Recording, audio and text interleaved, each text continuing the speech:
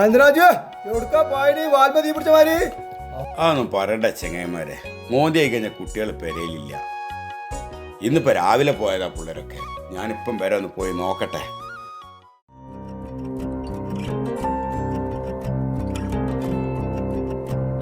अकेला है मन पर मुकम्मल है ये अधूरे हो तुम. हाँ अकेला है मन पर मुकम्मल है ये अधूरे हो तुम.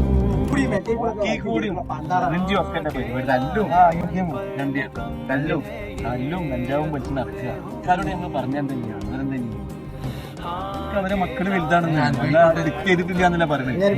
പറയാനല്ലേ പറ്റുള്ളൂ. ബോസ് തന്ന സാധനം സൂപ്പർ സാധനമാണ്. അത് പിള്ളേർ ഏറ്റെടുത്തിക്കണേ. ഇനി വേണ്ടത് പിള്ളേർക്ക് പറ്റിയ സാധനം, ഈ കല്ല് പോലത്തുള്ള അങ്ങനത്തെ സാധനങ്ങളെ നമുക്ക് വേണ്ടത്. നമ്മൾ ആദ്യം ചെയ്യേണ്ടത് ഇത് ഫ്രീ ആയിട്ട് കൊടുക്കണം ആദ്യം. എന്നിട്ട് അതിന് അഡിക്റ്റ് ആയ ശേഷം നമ്മൾ എന്ത് ചെയ്യണോ, പൈസ പറയണം. അപ്പോൾ പിന്നെ അവർക്ക് ഇത് ഒഴിവാക്കാൻ പറ്റും. ഇപ്പോൾ വന്ന സാധനം എന്താ പാട്, സ്ട്രോങ് ആണോ? സാധനം പൊളി സാധനം, പെർഫെക്റ്റ് സാധനം.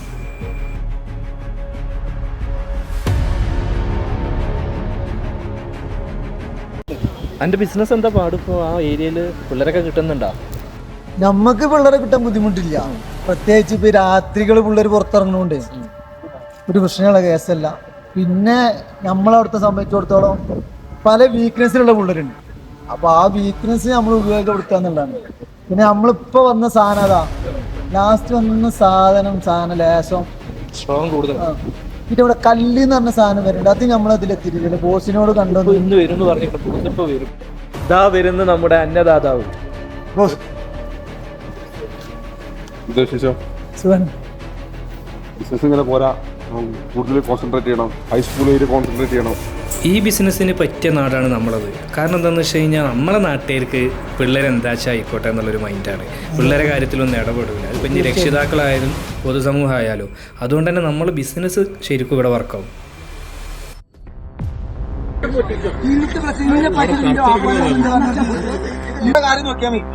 ഞങ്ങളെ കാര്യത്തിൽ നിങ്ങൾ ഇടപെടണ്ട. നിങ്ങളല്ലേ നമ്മളെ ചെലവിൽ നമ്മളെ